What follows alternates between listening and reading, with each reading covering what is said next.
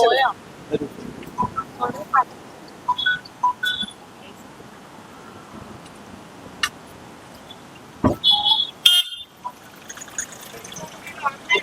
ലംഘനമാണ് സുപ്രീം കോടതിയുടെ അർണേഷ് വിധിയുടെ ലംഘനമാണ്. സുപ്രീം കോടതിയുടെ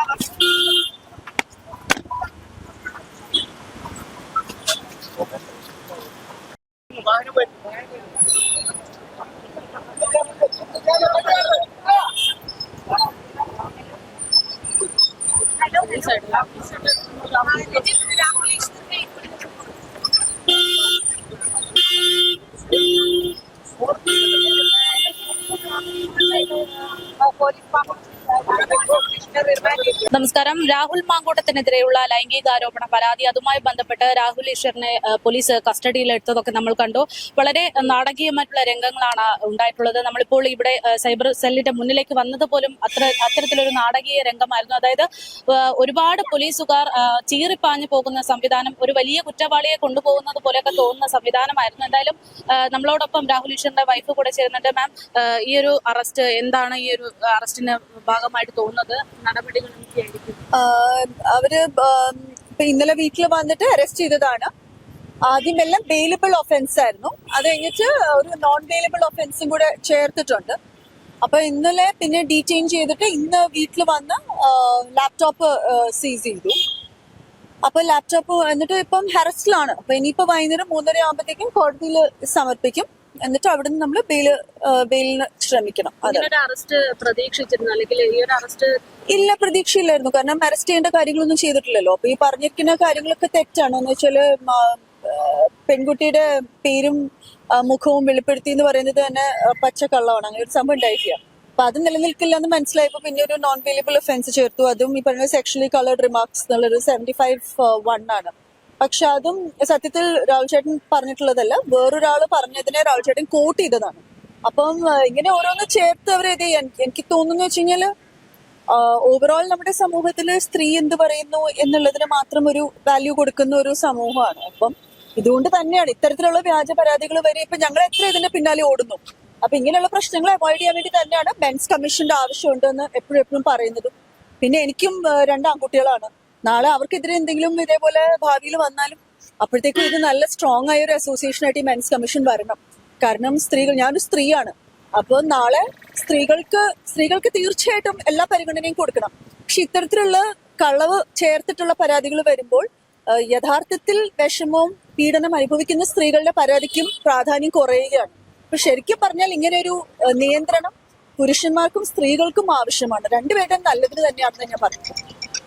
ഇതാണ് രാഹുൽ ഈശ്വറിന്റെ ഭാര്യയുടെ പ്രതികരണം. തുടക്കം മുതൽ തന്നെ നമ്മളോട് ഈ ഒരു വിഷയവുമായി ബന്ധപ്പെട്ട്, അതായത് രാഹുൽ മാങ്കൂട്ടത്തിന്റെ വിഷയവുമായി ബന്ധപ്പെട്ട് സജീവമായിട്ട് പ്രതികരിച്ച ഒരു വ്യക്തിയാണ് രാഹുൽ ഈശ്വർ എന്ന് പറയുന്നത്. അദ്ദേഹം തുടക്കത്തിലൊന്നും ഈ പറയുന്നത് പോലെ ഒരു യുവതിയുടെ അല്ലെങ്കിൽ ആ പരാതിക്കാരിയുടെ വിവരങ്ങളൊന്നും തന്നെ നമ്മളോടും പ്രതികരിച്ചിരുന്നില്ല. പക്ഷെ പിന്നീട് കേസ് മറ്റൊരു വഴിത്തിരിവിലേക്ക്, അല്ലെങ്കിൽ രാഹുൽ മാങ്കൂട്ടത്തിനെ ഏത് വിധേനയെയും കുടുങ്ങും എന്നുള്ള തരത്തിലേക്ക് എത്തിയ സമയത്താണ് രാഹുൽ ഈശ്വർ ഈ പറയുന്നത് പോലെ സന്ദീപ് വാര്യരുടെ ഫേസ്ബുക്കിൽ അടക്കം ഈ ഒരു ഫോട്ടോ ഉണ്ട് എന്നതൊക്കെയുള്ള കാര്യങ്ങൾ വെളിപ്പെടുത്തുന്നത്. അല്ലെങ്കിൽ യുവതി മറ്റൊരു വിവാഹം കഴിച്ച ആളായിരുന്നു എന്നും യഥാർത്ഥത്തിൽ ചതിക്കപ്പെട്ടത് രാഹുൽ മാങ്കൂട്ടത്തിലാണ് എന്നുള്ള പ്രതികരണമൊക്കെ നടത്തിയത്. എന്തായാലും പരാതിയുടെ അടിസ്ഥാനത്തിൽ, അല്ലെങ്കിൽ അതിജീവിതയുടെ പരാതിയുടെ അടിസ്ഥാനത്തിലാണ് രാഹുൽ ഈശ്വറിനെതിരെ ഇത്തരത്തിലൊരു കസ്റ്റഡിയിൽ എടുത്തിരിക്കുന്നത്. രാഹുൽ ഈശ്വറിനെതിരെ മാത്രമല്ല, അദ്ദേഹത്തെ കൂടാതെ സന്ദീപ് വാര്യരടക്കം 5 പേർക്കെതിരെ നടപടി എടുത്തിരിക്കുന്ന ഒരു സാഹചര്യമാണ്. ഇന്ന് രാവിലെ മുതൽ രാഹുൽ ഈശ്വറുമായി ബന്ധപ്പെട്ടുള്ള അന്വേഷണങ്ങളാണ് പോലീസ് നടത്തിക്കൊണ്ടിരിക്കുന്നത്.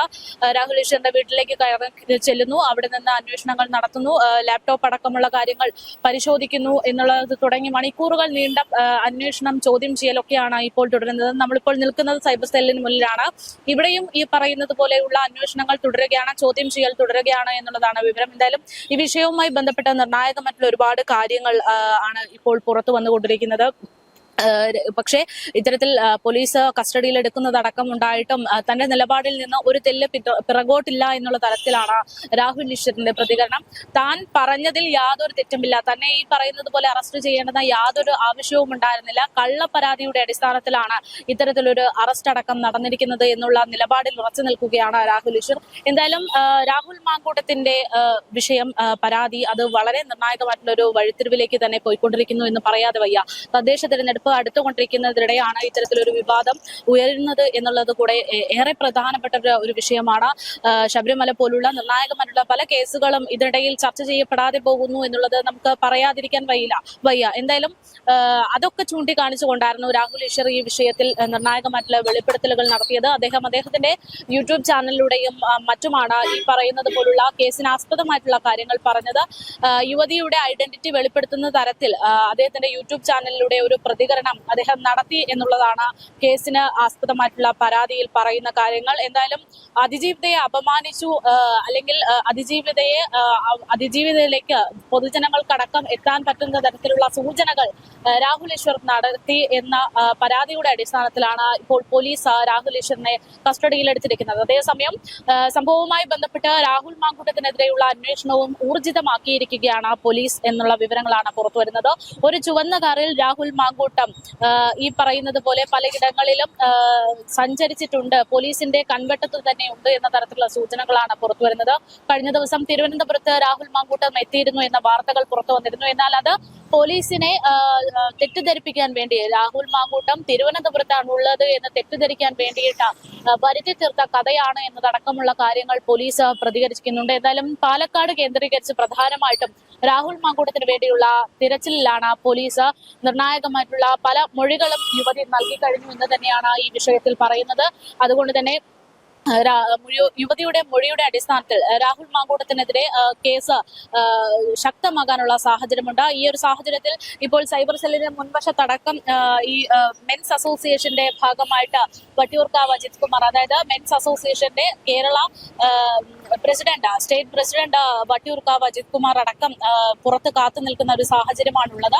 ഏത് വിധേനയും പുരുഷന്മാർക്കെതിരെയുള്ള കള്ളപ്പരാതികൾ അത് ഒഴിവാക്കണം, ഇനി ഇത്തരത്തിലുള്ള ഒരു കള്ളപ്പരാതികൾ ഉണ്ടാകരുത് എന്നതൊക്കെ തന്നെയാണ് വട്ടിയൂർക്കാവ് അജിത് കുമാറും പ്രതികരിക്കുന്നത്. എന്തായാലും ഈ കേസിൽ നിർണായകമായിരിക്കുന്നത് പ്രധാനമായിട്ടും സന്ദീപ് വാര്യരുടെ ആ ഒരു പോസ്റ്റ് തന്നെയാണ് എന്നത് പറയേണ്ടിയിരിക്കുന്നു. കാരണം തുടക്കം മുതൽ തന്നെ ഈ കേസിൽ രാഹുൽ മാങ്കൂട്ടം മാത്രമല്ല കുറ്റക്കാരൻ എന്ന് പറയാൻ വേണ്ടി രാഹുൽ ഈശ്വർ പ്രധാനമായിട്ട് ഉപയോഗിച്ചിരിക്കുന്ന സോഴ്സിൽ ഒന്നെന്ന് പറയുന്നത് യുവതിയുടെ ഭർത്താവുമായിട്ട് നിരന്തരമായിട്ട് രാഹുൽ ഈശ്വർ സംസാരിച്ചിരുന്നു എന്നുള്ള അവകാശവാദമാണ്. രണ്ടാമത്തെ സോഴ്സ് എന്ന് പറയുന്നത് സന്ദീപ് വാര്യരുടെ ഫേസ്ബുക്ക് പോസ്റ്റ് തന്നെയാണ്. കാരണം ഇതിനു മുമ്പ് തന്നെ രാഹുൽ ഈശ്വർ പറഞ്ഞൊരു കാര്യമുണ്ട്, അതായത് ഈ യുവതി വിവാഹിതയാണ് എന്നും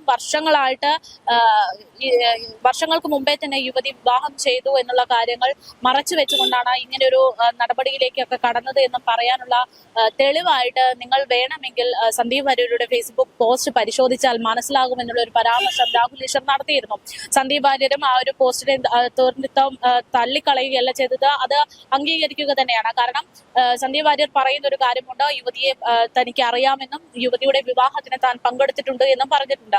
അതേസമയത്ത് അന്ന് കല്യാണത്തിന് പങ്കെടുത്ത, അതായത് ഒരു ക്ഷേത്രത്തിൽ വെച്ച് നടന്ന കല്യാണത്തിൽ പങ്കെടുത്ത സന്ദീപ് വാര്യർ അവരുടെ വിവാഹ ഫോട്ടോ ഫേസ്ബുക്കിൽ പങ്കുവച്ചിരുന്നു. ആ ഒരു ഫേസ്ബുക്ക് ഫോട്ടോയാണ് ഇപ്പോൾ സമൂഹ മാധ്യമങ്ങളിലടക്കം വൈറലാകുന്നത് എന്നുള്ള അവകാശവാദങ്ങളൊക്കെ പുറത്തു വരുന്നുണ്ട്. എന്നാലും നിർണായകമായിട്ടുള്ള ഒരു രീതിയിലാണ് കാര്യങ്ങൾ, കേസ് പോയിക്കൊണ്ടിരിക്കുന്നത്.